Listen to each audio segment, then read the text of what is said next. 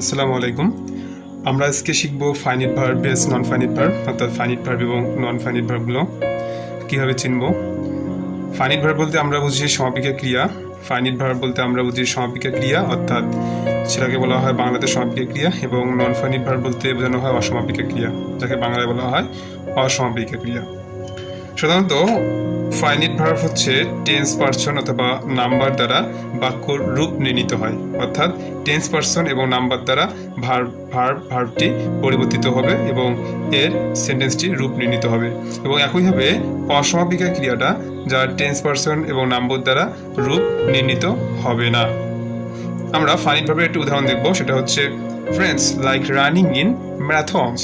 এখানে দেখো ব্রেন্সটা হচ্ছে একটা কি সাবজেক্ট, ব্রেন্থ একটা সাবজেক্ট, লাইকস এটা ভার্ব, আবার রানিংও একটা ভার্ব। তাহলে আমরা এখানে পেলাম দুটো ভার্ব, কিন্তু কোশ্চেন হচ্ছে কোনটি আমাদের ফাইনিট ভার্ব এবং কোনটি আমাদের নন ফাইনিট ভার্ব। এখানে হচ্ছে দেখো সাবজেক্ট অনুযায়ী এখানে ভার্বটা বসাচ্ছে, অর্থাৎ এই ভার্বের সাবজেক্ট কিন্তু এটি, রানিংয়ের সাবজেক্ট কিন্তু এ নয়, অর্থাৎ ব্রেন্থ থার্ড পারসন সিঙ্গুলার নাম্বার কারণে আমরা লাইকের সাথে এস বা ইএস যুক্ত করেছি।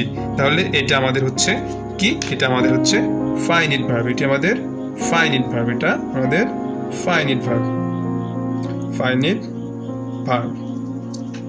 একইভাবে রান ভার্বের সাথে আমরা আইন যুক্ত করেছি, রানিং হয়েছে, কিন্তু এটি দ্বারা পার্সন নাম্বার টেন্সের রূপ নির্ণীত হচ্ছে না, তাহলে এটি আমাদের হচ্ছে নন ফাইনিট ভার্ব, এটি আমাদের নন ফাইনিট ভার্ব। এখানে একটা মজার বিষয় হচ্ছে যে সেন্টেন্সে মেইন ভার্বটাই হচ্ছে ফাইনিট ভার্ব, অর্থাৎ ফাইনিট ভার্বটাই হচ্ছে মেইন ভার্ব।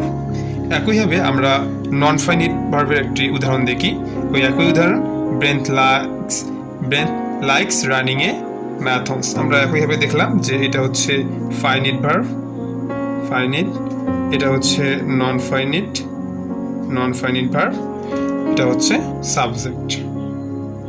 তাহলে এটা হচ্ছে আমাদের ফাইনিট, এটা হচ্ছে নন ফাইনিট, এটা হচ্ছে আমাদের সাবজেক্ট। এবার আমরা আসি ফাইনিট ভার্ব। এই ফাইনিট ভার্বকে আবার ভাগ করা হয়েছে দুই ভাগে, একটা হচ্ছে প্রিন্সিপাল ভার্ব আর একটা হচ্ছে অক্সিলারি ভার্ব। অর্থাৎ প্রিন্সিপাল ভার্ব বলতে যে ভার্ব তার নিজের অর্থ নিজেই প্রকাশ করে এবং কারো কোনো সাহায্য লাগে না, সেটি হচ্ছে প্রিন্সিপাল ভার্ব। যেমন আই রিড ইন ক্লাস 6, আমি ষষ্ঠ শ্রেণীতে পড়ি।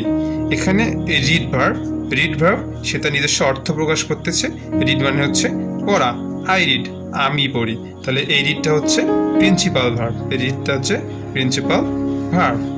একইভাবে অক্সিলারি ভার্ব হচ্ছে যে ভার্ব সাহায্য ব্যতীত, অর্থাৎ সাহায্য করে বা প্রিন্সিপাল ভার্বকে সাহায্য করে বা ভয়েস টেন্স গঠনে সাহায্য করে, সেটা হচ্ছে অক্সিলারি ভার্ব। যেমন হি হ্যাজ ইটেন রাইস, হিটা হচ্ছে এখানে সাবজেক্ট, হ্যাজটা হচ্ছে অক্সিলারি ভার্ব, ইট ভার্বটা অর্থাৎ এটা হচ্ছে মূল ভার্ব, এটা হচ্ছে প্রিন্সিপাল ভার্ব, একে সাহায্য করছে হ্যাজ, তাহলে এটা হচ্ছে আমাদের অক্সিলারি ভার্ব, আর এটা হচ্ছে মেইন ভার্ব বা প্রিন্সিপাল ভার্ব।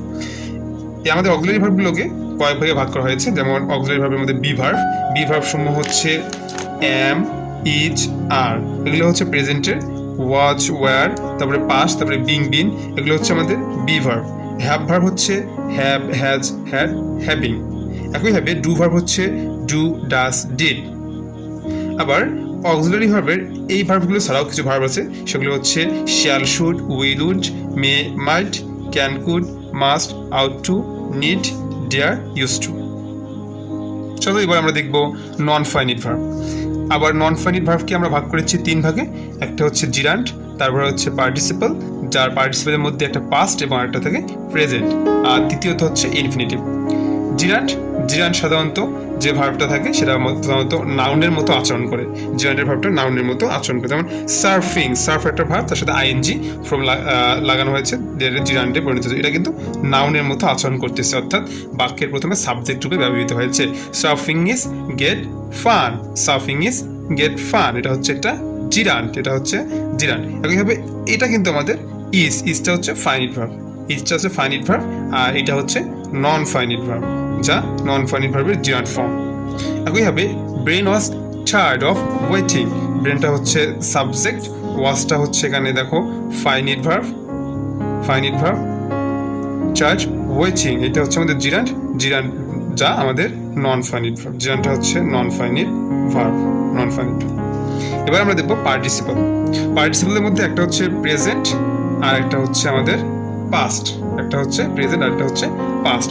এই পার্টিসিপলটা অ্যাক্টিং করে অ্যাডজেক্টিভের মতো, জিরানটা অ্যাক্টিভ করে কিসের মতো, নাউনের মতো, আর পার্টিসিপল অ্যাডজেক্টিভের মতো। তাহলে আমরা উদাহরণ দেখি, the teacher was making the exams.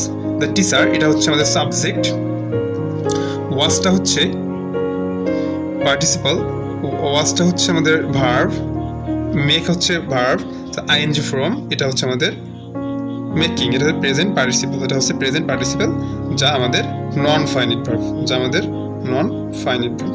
এখন আরেকটা উদাহরণ দেখি, I have decided to leave.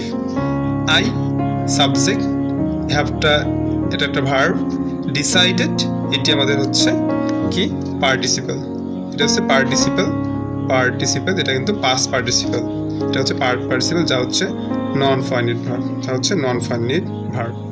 আমরা দেখব নন ফাইনিট ভার্বের ইনফিনিটিভ।